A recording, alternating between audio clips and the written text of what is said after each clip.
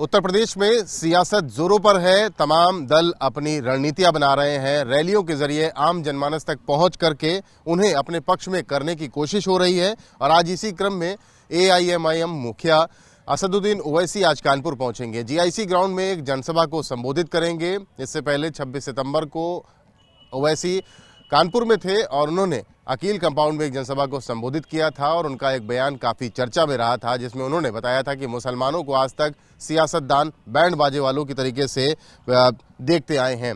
आज की अगर सभा की बात की जाए तो GIC ग्राउंड में यह सभा है। कुर्सियां दिखाएं, तैयारियां चल रही हैं, कुर्सियां लगाई गई हैं और ये माना जा रहा है कि करीब 50,000 के आसपास की भीड़ यहां पर जुटाई जाएगी।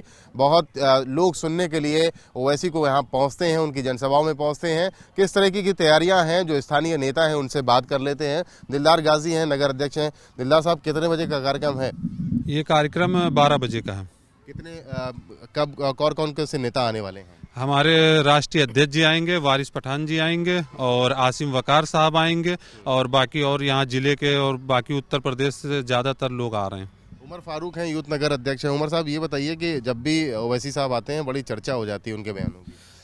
सर, चर्चा इसलिए होती है क्योंकि वो हक बयानी करते हैं और हक और सच बोलने में ही चर्चा होती है। अभी तक जो दूसरी पार्टी के नेता लच्छेदार बातें करते हैं उसमें जनता फंस जाती थी, लेकिन अब एक ऐसा लीडर हमारे बीच में आया जो हक और सच्चाई की बात करता है, इसलिए लोगों को पसंद आ रहा है। पसंद आते हैं तभी वो चर्चा में आते हैं। रिया सिद्दीकी आप हैं। रिया सिद्दीकी, ये बताइए कि आज ओवैसी साहब यहाँ पर आ रहे हैं। क्रेज तो हमने बहुत देखा उनका, लेकिन क्या इस बार उत्तर प्रदेश के विधानसभा चुनाव में नंबर्स भी आएंगे? बिल्कुल आएंगे इंशाल्लाह। इसका जवाब सन 2022 में जनता के जरिए दे दिया जाएगा। आप बताइए कि क्या लग रहा है कि कितनी भीड़ जुटाएंगे आज, क्या लक्ष्य रखा गया है? ये GIC ग्राउंड जो है 2017 में ओवैसी साहब पहली बार इस कानपुर की धरती पर इसी ग्राउंड पर आए थे और हम लोग का सौभाग्य है कि दोबारा भी इसी GIC ग्राउंड पर ही वो आ रहे हैं। तो हम लोग का लक्ष्य ये है कि कम से कम 15 से 20 हज़ार लोगों की आने की उम्मीद है और हमारे राष्ट्रीय अध्यक्ष को सुनने की उम्मीद है। अच्छा, ये बताइए, परमिशन को लेके भी काफ़ी दिक्कतें हुई आप लोगों को? सर, परमिशन के लिए पहले हमने हलीम कॉलेज डाला, परमिशन प्रशासन की तरफ से मिल गई, लेकिन मौजूदा विपक्ष के लोग जैसे समाजवादी पार्टी और कांग्रेस पार्टी का गठबंधन यहाँ नज़र आया। तीनों विधायकों ने मिलकर हमारे असदुद्दीन ओवैसी साहब की जनसभा हलीम कॉलेज में रद्द करवाई अंदर से ही। फिर उसके बाद हमने बाबूपुरवा, हमारे ज़िला अध्यक्ष नगर अध्यक्ष ने बाबूपुरवा के लिए परमिशन डाली। वहाँ भी सोहेल अंसारी विधायक हैं, उनके दबाव में वहाँ भी नहीं मिल पाई हमको।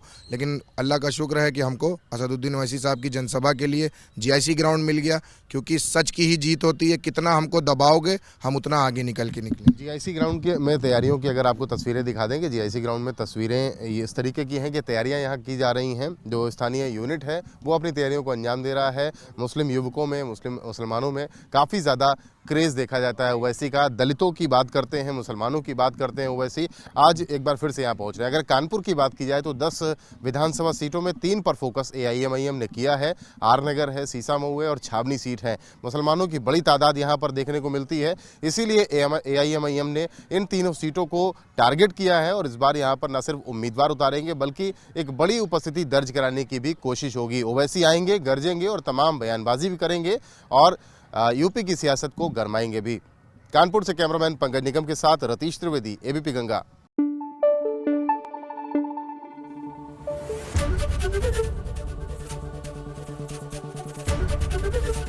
ABP गंगा, खबर आपकी, जुबान आपकी।